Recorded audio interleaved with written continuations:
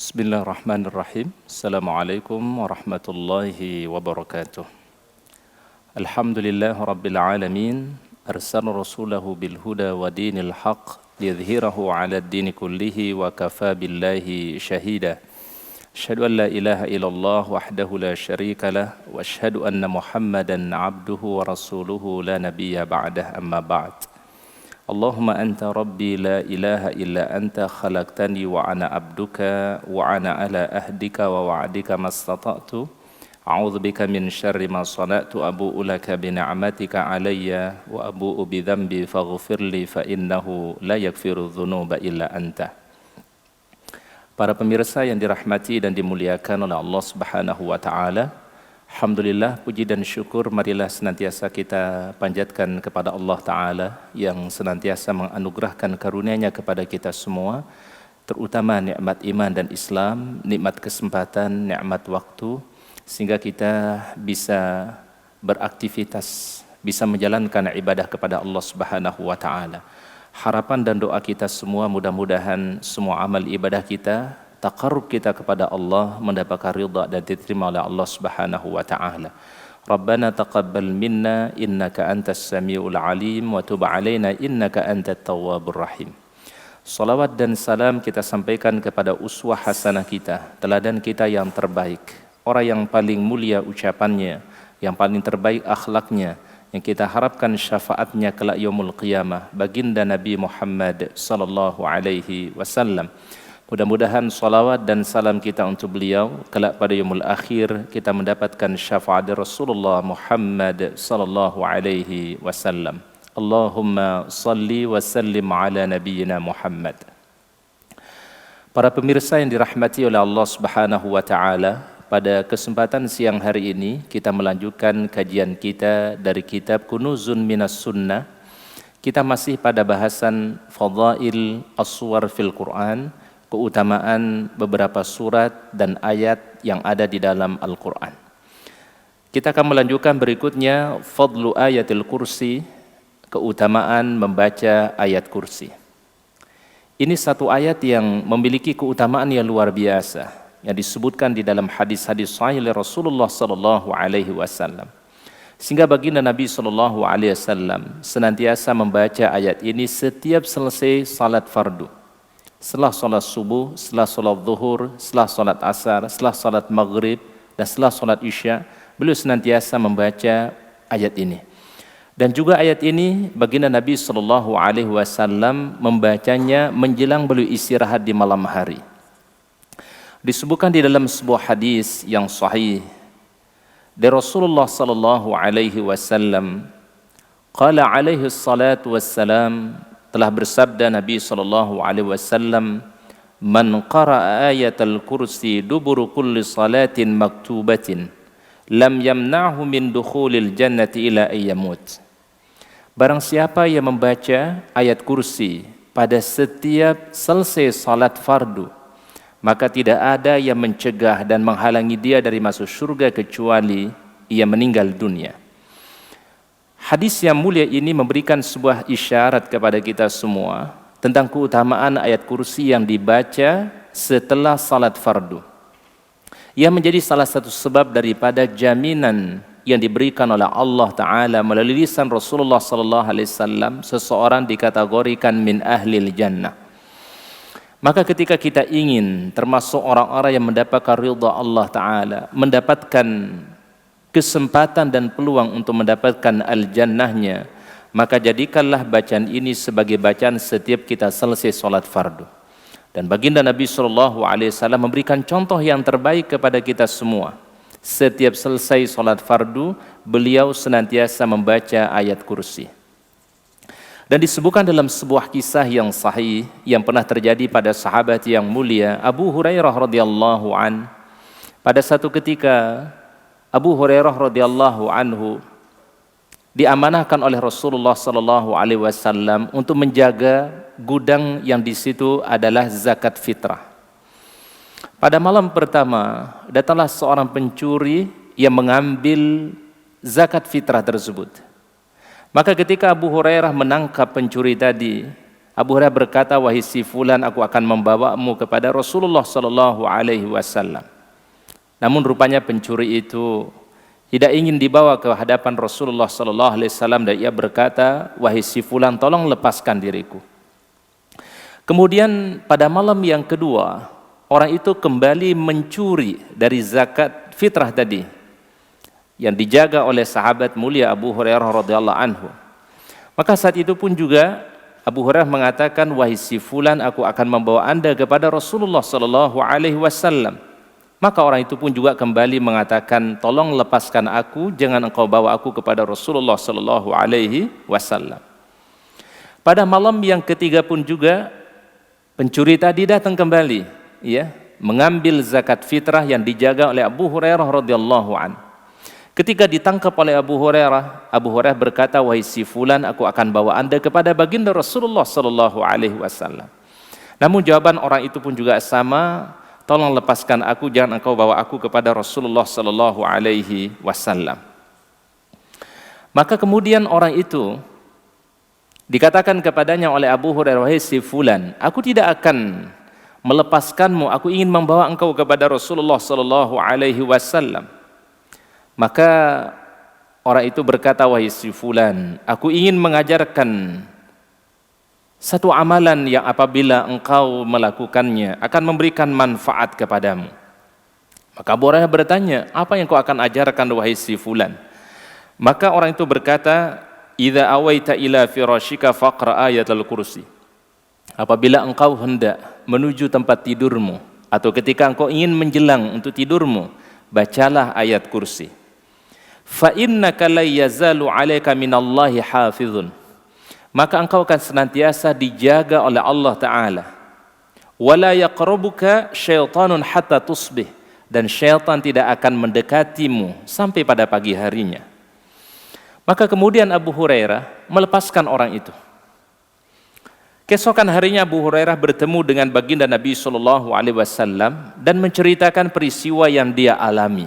Ya, peristiwa Abu Hurairah dengan pencuri yang setiap kali akan dibawa kepada Nabi SAW, dilepaskan oleh Abu Hurairah sampai malam yang ketiga, sampai orang itu mengajarkan sesuatu yang bermanfaat bagi Abu Hurairah. Maka Rasulullah SAW bertanya, wahai Abu Hurairah, apa yang kau diajarkan oleh orang itu? Maka Abu Hurairah menjawab, wahai baginda Rasul, orang itu mengajarkan kepadaku satu hal yang baik. Mengajarkan kepadaku, dia mengatakan, apabila engkau akan istirahat di malam hari, bacalah ayat kursi. Maka niscaya engkau akan selalu dijaga dan engkau tidak akan didekati oleh syaitan sampai datangnya pagi hari.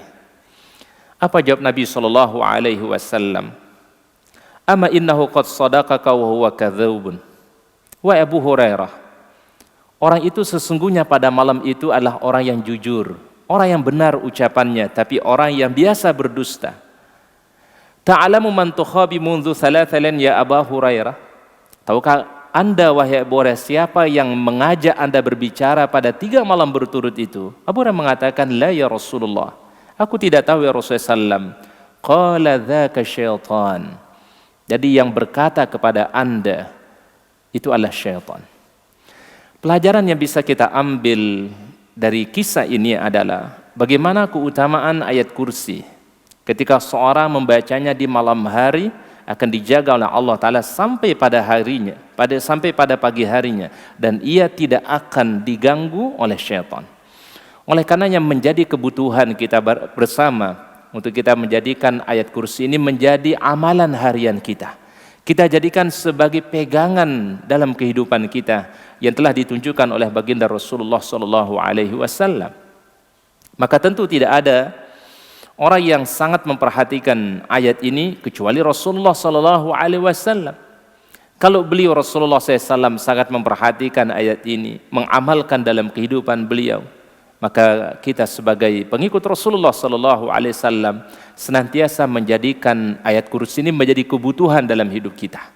Dan kita ajarkan kepada keluarga kita ajarkan kepada anak kita ajarkan kepada istri kita ingatkan suami kita untuk senantiasa membaca ayat kursi supaya kita dijaga oleh Allah Ta'ala dari hal-hal yang kita tidak harapkan. Termasuk dalam menghadapi situasi yang sulit saat sekarang ini.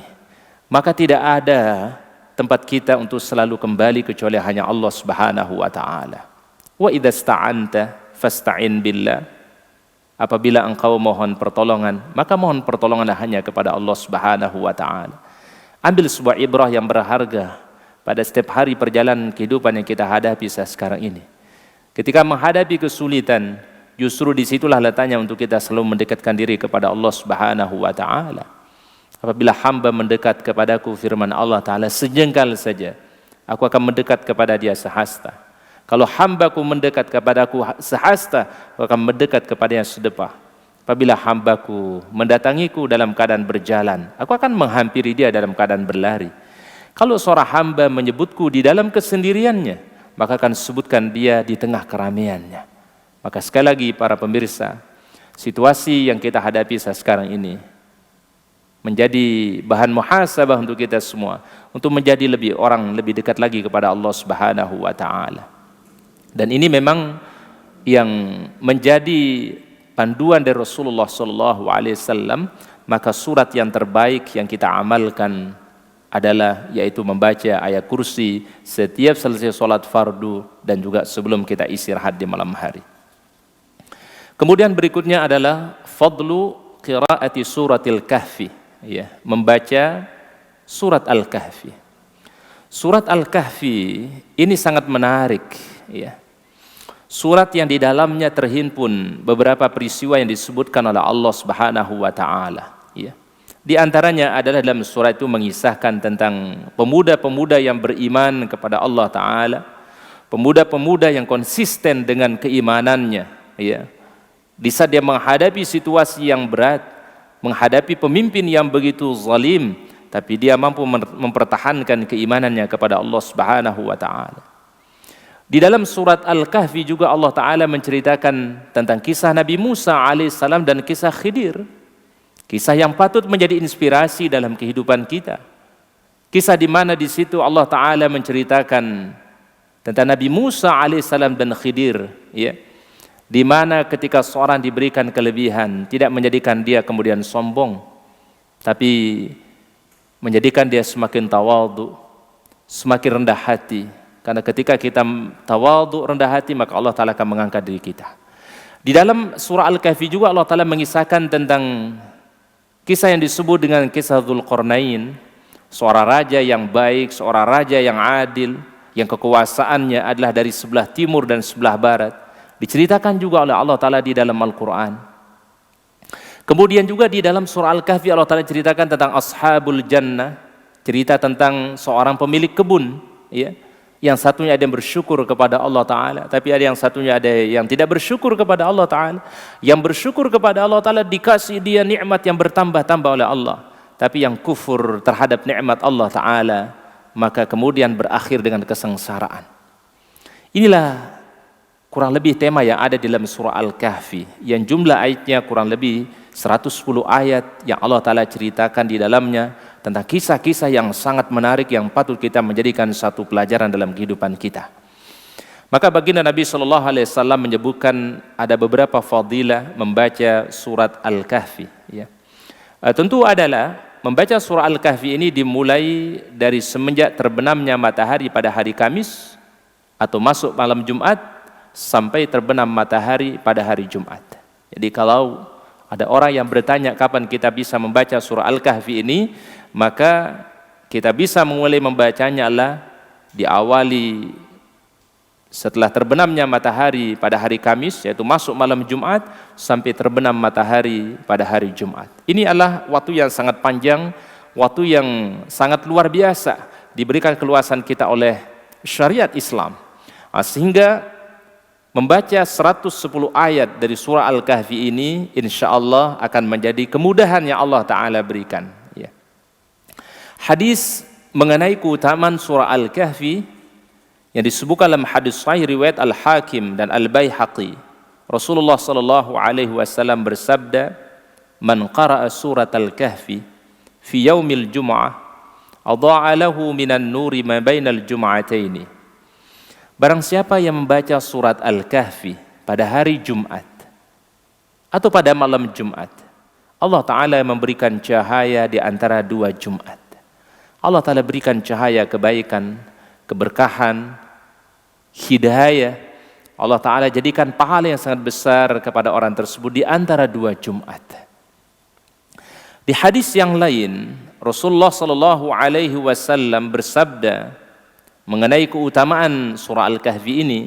Rasul mengatakan barang siapa yang membaca surat Al-Kahfi pada malam Jumat atau pada hari Jumat, Allah Ta'ala akan memberikan cahaya pada hari kiamat, di mana cahaya itu akan keluar dari telapak kakinya sampai tembus kepada langit pada yaumul qiyamah.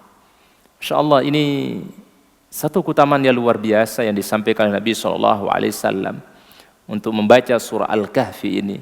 Ya, kita membaca surah Al-Kahfi, boleh kita baca sekaligus, ya, 110 ayat, atau mungkin kita baca secara berangsur-angsur, ya. Mungkin kita mulai 25 ayat, kemudian kita sambung 25 ayat berikutnya, kemudian kita sambung 25 ayat berikutnya, sampai selesai 110 ayat. Dan Allah Subhanahu wa Ta'ala tidak memberikan kita beban yang melebihi daripada kadar kemampuan kita. Kalau ada orang yang mampu membaca, sekali dia duduk, dia baca sekaligus 110 ayat, alhamdulillah. Tapi kalau ada orang yang membacanya mungkin 25 ayat, 25 ayat, 25 ayat, 25 ayat, dan dia tambah 10 ayat, artinya 110 ayat, maka itu menjadi satu keutamaan yang diberikan oleh syariat Islam. Dan ini konsep yang mesti kita pahami bersama adalah syariat Islam itu diberikan kemudahan. Di dalam mempraktekkan sunnah Nabi SAW dibangun dengan at-taysir, kemudahan. Ya. Yuridullahu bikumul yusra wala yuridu bikumul usra. Allah Ta'ala inginkan kemudahan dan Allah Ta'ala tidak menginginkan kesulitan. La yukallifullahu nafsan illa wus'aha. Ya, Allah Ta'ala tidak membebani hamba melebihi daripada kemampuan yang dia miliki. Jadi sekali lagi, kalau ada orang yang mampu membaca sekaligus 110 ayat, alhamdulillah. Tapi kalau dia baca mungkin secara berangsur-angsur, itu pun juga silahkan, ya. Yang penting pada malam Jumat atau pada hari Jumat ia melaksanakan amalan yang disunnahkan Nabi SAW, yaitu surah Al-Kahf. Dan surah Al-Kahf juga memiliki keutamaan, ya, yang lain disebutkan oleh Nabi SAW. Dan ini menjadi motivasi dari Rasulullah SAW untuk kita memiliki perhatian pada surat Al-Kahfi ini. Dalam sebuah hadis yang diriwayatkan oleh Abu Darda radhiyallahu an, anna Rasulullah SAW qala man hafidha asyra ayatin min awwali suratil kahfi usima minad dajjal. Barang siapa yang menghafal 10 ayat pertama dari surat Al-Kahfi, barang siapa yang menghafal 10 ayat yang pertama dari surat Al-Kahfi, usima minad dajjal, Allah Ta'ala akan menjaga dia dari fitnah yang dahsyat, yaitu fitnah Dajjal. Fitnah Dajjal ini merupakan fitnah yang paling diwanti-wanti oleh Rasulullah SAW. Tidaklah seorang nabi yang diutus oleh Allah Ta'ala kecuali mengabarkan kepada umatnya tentang Dajjal. Setiap nabi yang diutus oleh Allah Ta'ala mengabarkan tentang bahaya yang besar, fitnah yang besar, itu fitnah Dajjal. Diceritakan oleh Nabi SAW, Dajjal ini akan menguasai dunia 40 hari 40 malam. Hari yang pertama seperti 1 tahun, hari yang kedua sama seperti 1 bulan, hari yang ketiga sama seperti 1 pekan, hari yang keempat sama seperti hari kita pada umumnya. Hari-hari yang sulit bagi manusia, kesulitan, kelaparan, ya, kekeringan yang panjang terjadi. Maka ini menjadi fitnah yang besar bagi akidah umat, menjadi ujian yang besar bagi umat manusia. Orang-orang yang beriman kepada Allah Subhanahu wa Ta'ala dengan iman yang benar, dengan iman yang sungguh-sungguh, Allah Ta'ala akan jaga ia dari fitnah Dajjal. Tapi apabila seseorang yang imannya rapuh, maka akan tergoyahkan keimanannya, dan bisa saja dia akan menjadi pengikut Dajjal. Oleh karena Nabi SAW menyebutkan dalam hadis itu, di mana Dajjal mampu menurunkan hujan dari langit. bisa menghidupkan orang yang sudah meninggal dunia. Dan dia bisa memberikan makanan yang begitu banyak kepada manusia. Ketika orang mengalami kesulitan, dia akan memberikan kemudahan. Ketika manusia kelaparan, dia akan memberikan makanan. Bayangkan, satu fitnah yang luar biasa. Sehingga tidak jarang ada orang yang mengklaim Dajjal itu sebagai Tuhan. Bahkan diceritakan dalam hadis itu oleh Nabi SAW, Dajjal suatu ketika dia mendatangi seorang raja penguasa, "Wahai si fulan, apakah engkau percaya aku sebagai Tuhan?" Kata raja itu, "Tidak, sampai engkau tunjukkan ada suatu kehebatan yang kau miliki." Maka Dajjal kemudian berkata, "Wahai Tuan, tolong tunjukkan di mana kuburan kedua orang tuamu." Maka ditunjukkanlah kuburan kedua orang tuanya. Kemudian Dajjal berkata di hadapan kuburan kedua orang tua raja itu, "Wahai si fulan, hiduplah kembali." Maka orang itu hidup seperti semula. Dia mampu menghidupkan orang yang sudah meninggal dunia. Bisa menurunkan hujan dari langit seketika. Bisa memberikan makanan dalam jumlah besar kepada manusia di saat manusia mengalami kelaparan dan kesulitan. Maka ini fitnah yang luar biasa. Ya. Sampai-sampai kemudian Dajjal mendatangi kota Madinah. Dan tertahan di sebuah tempat di luar daripada tanah haram. Ketika ditanya oleh pasukannya, "Wahai Dajjal, kenapa engkau tidak bisa memasuki kota ini?" Maka Dajjal berkata, "Pada setiap jengkal kota Madinah ini dijaga oleh para malaikat. Dan di sana aku melihat sebuah istana yang sangat megah. Di situ ada makamnya Rasulullah SAW. Dajjal tidak bisa memasuki dua kota yang terbaik, yaitu kota Mekah dan kota Madinah. Ketika Dajjal menghentakkan kakinya di kota Madinah, maka keluarlah orang-orang yang di dalam hatinya kemunafikan. Orang-orang yang mampu bertahan di kota Madinah, bertahan di kota Mekah, hanya orang-orang yang memiliki keimanan yang tulus kepada Allah Subhanahu wa taala. Oleh karena Rasulullah SAW mengajarkan kita satu doa yang terbaik untuk memohon perlindungan dari fitnah yang dahsyat ini, fitnah Dajjal. Doa yang diajarkan oleh Rasulullah SAW di penghujung salat kita di saat tasyahud yang terakhir, kita berdoa kepada Allah Ta'ala, "Allahumma inni a'udzubika min adzabi jahannam wa min adzabil qabri wa min fitnatil mahya wal mamat wa min syarri fitnatil masiihid dajjal." Allahumma inni a'udzubika min adzabi jahannam. Ya Allah, aku berlindung kepadamu dari siksa neraka jahannam. Wa min adzabil qabri, dan dari azab kubur. Wa min fitnatil mahya wal mamat, dari fitnah hidup dan kematian. Wa min syarri fitnatil masiihid dajjal, dan dari keburukan fitnah dajjal. Aisyah radhiyallahu anha meriwayatkan sebuah hadis, Nabi SAW tidak akan pernah salam ketika beliau salat kecuali beliau memohon perlindungan terlebih dahulu kepada Allah dari 4 hal tadi. Allahumma inni a'udzubika min adzabi jahannam wa min adzabil qabri wa min fitnatil mahya wal mamat wa min syarri fitnatil masiihid dajjal. Kalau Nabi SAW selalu memohon perlindungan kepada Allah dari 4 hal tadi, maka kita harus meminta perlindungan kepada Allah Ta'ala dari 4 hal yang sangat kita khawatirkan. Di antara 4 hal itu yang disebutkan dalam doa Rasulullah SAW tadi adalah wa min syarri fitnatil masiihid dajjal, dan dari keburukan fitnah dajjal. Nabi SAW sangat berhati-hati sekali daripada fitnah yang luar biasa ini. Bahkan diceritakan tentang para sahabat, tabi'in, tabi'ut tabi'in. Mereka selalu mengingatkan keluarga mereka untuk selalu membaca doa ini setiap mereka berada di penghujung salat ketika tasyahud yang terakhir. Ya. Kita sebagai orang tua, ingatkan anak-anak kita untuk membaca doa ini di penghujung salat mereka. Kita ingatkan keluarga kita, ingatkan istri kita, ingatkan anak-anak kita, ingatkan sahabat kita. InsyaAllah mudah-mudahan ini menjadi amal soleh kita, menjadi amal jariah kita, yang Allah Ta'ala akan memberikan kebaikan dari apa yang kita ajarkan kepada keluarga. Ilmu bukan banyaknya yang kita hafal, ilmu bukan banyak yang kita tulis, tidak. Tapi ilmu adalah berapa yang kita sudah amalkan, berapa yang kita sudah ajarkan kepada keluarga kita. Ini kita harapkan. Oleh karenanya, doa ini mesti kita hafal, harus kita amalkan. Allahumma inni a'udzubika min adzabi jahannam wa min adzabil qabri wa min fitnatil mahya wal mamat wa min syarri fitnatil masiihid dajjal. Disebutkan dalam hadis Abu Darda radhiyallahu anhu, anna Rasulullah sallallahu alaihi wasallam qaal, barang siapa yang menghafal 10 ayat yang pertama dari surat Al-Kahfi, Allah Ta'ala jaga dari fitnah Dajjal. Nah, sehingga kita bermujahadah, bersungguh-sungguh untuk menghafal 10 ayat yang pertama dari surat Al-Kahfi.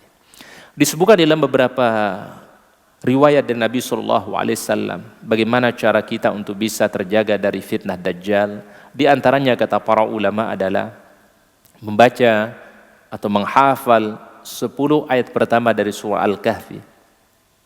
Tinggal di kota Mekah atau kota Madinah, berlindung selalu kepada Allah Ta'ala di tasyahud yang terakhir kita dengan doa yang diajarkan tadi oleh Rasulullah SAW. Maka ini adalah upaya yang kita bisa lakukan untuk kita terhindar dari fitnah yang dahsyat yang akan terjadi, yaitu fitnah Dajjal. Bahkan ketika muncul Dajjal, ini akan menjadi asyratus sa'atil kubra, 10 tanda kiamat besar yang disampaikan oleh Nabi SAW. Kita sekarang berada pada tanda-tanda yang disebut dengan tanda kiamat kecil. Dan para ulama mengatakan hampir seluruh tanda-tanda kiamat kecil itu sudah terlihat. Yang disampaikan oleh Nabi SAW, yang disabdakan Nabi SAW sudah terlihat semua. Kita tinggal akan menunggu 10 tanda kiamat yang terakhir atau tanda kiamat besar yang disampaikan oleh Nabi SAW. Satu di antara tanda 10 itu adalah khurujud Dajjal, yaitu keluarnya Dajjal sebagai fitnah dan ujian yang paling besar bagi seluruh manusia. Maka kita berharap kepada Allah Subhanahu wa Ta'ala untuk menjaga keimanan kita, dijaga akidah kita, dijaga keistiqomahan kita, terlebih ketika kita berhadapan di masa yang penuh dengan kesulitan nanti, ketika berhadapan dengan fitnah Dajjal. Berikutnya adalah keutamaan surat Tabarak atau surat Al-Mulk. Surat ini memiliki banyak istilah atau banyak penamaan yang disebutkan oleh para ulama. Disebut dengan surat Al-Mulk, disebut juga dengan surat Tabarak, disebut dengan surat Al-Munjiyah, disebut juga oleh para ulama disebut Al-Mani'ah, yang semua maknanya adalah sama, yaitu artinya adalah surat penjagaan dan perlindungan. Disebut dengan Al-Munjiyah yang menyelamatkan, Al-Mani'ah yang menghindarkan. Surat yang mulia ini memiliki keutamaan yang dijelaskan dalam beberapa hadis sahih dari Nabi SAW. Hadis di antaranya mengenai keutamaan surat Al-Mulk atau surat Tabarak. Rasulullah SAW bersabda, suratu Tabarak hiyal mani'atu min adzabil qabri. Yang membaca surat Tabarak, yang membaca surat Al-Mulk, ia akan terjaga dari azab kubur. Disebut Nabi SAW Al-Mani'ah, pencegah, penjaga dari azab kubur. Di hadis yang lain, Rasulullah SAW bersabda, inna suratan minal Qur'an 30 ayatan, syafa'at li rajulin hatta ghufira lahu. Ada surat di dalam Al-Quran, jumlah ayatnya 30 ayat. Jadi surat ini jumlahnya 30 ayat.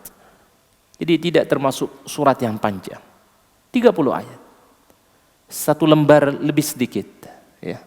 Mungkin kalau kita luangkan waktu kita duduk membacanya, membutuhkan waktu mungkin sekitar 5-10 menit. Tapi Masya Allah, 5 menit, 10 menit yang kita luangkan untuk membaca surat yang terbaik ini, menjadi penentu keselamatan kita di alam kubur, menjadi penentu keselamatan kita di sisi Allah Subhanahu wa Ta'ala. Rasulullah SAW mengatakan tadi, di dalam Al-Quran ada surat yang jumlahnya 30 ayat. Surat itu nanti akan menjadi pembela bagi seseorang di hadapan Allah Ta'ala sampai orang itu mendapatkan ampunan dari Allah. Surat itu akan menjadi pembela di hadapan Allah Ta'ala sampai orang itu mendapatkan ampunan dari Allah. Kemudian baginda Nabi SAW membaca, Tabarakalladzi biyadihil mulku wa huwa ala kulli syai'in qadir. Kita mungkin masih ingat para pemirsa, peristiwa kisah nyata yang terjadi. Ada seseorang yang sedang membaca surat Al-Mulk. Ketika sampai pada ayat yang ketiga atau keempat, pada awal surat Tabarak atau Al-Mulk, tiba-tiba terjatuh dan meninggal dunia. Surat itu menjadi ucapan terakhir sebelum dia meninggal dunia, sebelum bertemu dengan Allah Subhanahu wa taala. Bukankah kita semua berharap agar kehidupan kita berakhir dengan yang baik, berakhir dengan husnul khatimah, siapapun dia. Orang yang rajin ibadahnya, atau mungkin biasa-biasa ibadahnya. Orang yang ilmunya luas, ilmunya biasa-biasa. Orang yang kaya, orang yang miskin. Orang yang kuat, orang yang lemah. Pasti punya keinginan yang sama. Ingin akhir kehidupannya dalam kondisi yang terbaik yang Allah Ta'ala ridhai. Ketika surat ini menjadi bacaan harian kita baca setiap malam, kita baca setiap hari, kita berharap mudah-mudahan surat inilah yang akan menjadi sebab Allah Ta'ala wafatkan kita dalam kondisi husnul khatimah. Karena ketika Allah Subhanahu wa Ta'ala mencintai hambanya, Allah Ta'ala memberikan tanda. Apa tanda cinta Allah Ta'ala kepada hamba? Rasulullah SAW mengatakan, Innallaha idza aradallahu bi'abdin khairan. Apabila Allah Ta'ala menghendaki kebaikan pada seorang hamba, ista'malahu, Allah Ta'ala membimbing dia. Kemudian para sahabat bertanya, Ya Rasulullah, fa kaifa ista'malahu? Bagaimana yang dimasukkan Allah Ta'ala membimbing hambanya? Maka Rasul mengatakan, ayyuwaffiqahu ala amalin salih wa yamutu alaihi. Dia diberikan kesempatan melakukan amal soleh sebelum meninggal dunia, dan amal soleh itulah yang merupakan amal terakhir yang dia lakukan sebelum dia berjumpa dengan Allah Subhanahu wa Ta'ala. Ini sebuah impian, cita-cita yang kita inginkan, di mana di akhir kehidupan kita nanti, dalam kondisi Allah Ta'ala masih memberikan kita kesempatan beramal soleh, membaca Quran, berzikir, bersedekah, bersilaturahim, salat, bersujud kepada Allah, dan seterusnya. Mudah-mudahan itu menjadi penutup daripada kehidupan kita. Bukankah yang selalu kita minta kepada Allah, ihdinas siratal mustaqim. Ya Allah, berikanlah kami hidayah untuk senantiasa mengikuti jalan-Mu yang lurus. Berada di dalam kebaikan, berada di jalan Allah Ta'ala, sampai kita bertemu dengan Allah Subhanahu wa Ta'ala. Betapa menyesalnya manusia ketika dia meninggal dunia dalam kondisi yang su'ul khatimah, kondisi yang Allah Ta'ala tidak ridhai. Maka kita semua harus meminta dan berdoa kepada Allah supaya akhir kehidupan kita selalu diberikan kemuliaan oleh Allah Ta'ala dalam kondisi dalam kondisi yang husnul khatimah dan terhindar daripada su'ul khatimah. Di hadis yang lain tentang keutamaan surat Tabarak, Rasulullah SAW bersabda, suratun minal Quran, ma hiya illa 30 ayatin khasamat an sahibi hatta adkhalahu jannah wa hiya tabarak. Ada surat dalam Al-Quran, jumlah ayatnya 30 ayat. Surat itu akan menjadi pembela kepada orang yang selalu membacanya, sampai orang itu dimasukkan dalam syurganya Allah Subhanahu wa Ta'ala. Surat ini akan menjadi pembela di hadapan Allah Ta'ala untuk pembacanya, sampai orang itu dimasukkan oleh Allah Ta'ala di dalam al-jannahnya. Apa itu surat? Itu surat Tabarak. Tabarakallazi biyadihil mulku wa huwa ala kulli syai'in qadir. Para pemirsa yang dirahmati oleh Allah Ta'ala, itulah yang dapat kami sampaikan. Semoga Allah Ta'ala memberikan ilmu yang bermanfaat. Allah Ta'ala berikan kita keberkahannya, kebaikannya, dan mudah-mudahan kita bisa mengamalkan surat-surat yang pilihan, surat-surat yang terbaik yang diajarkan oleh Rasulullah SAW. Subhanakallahumma bihamdika, asyhadu an la ilaha illa anta, astaghfiruka wa atubu ilaik. Akhiru kalam, assalamualaikum warahmatullahi wabarakatuh.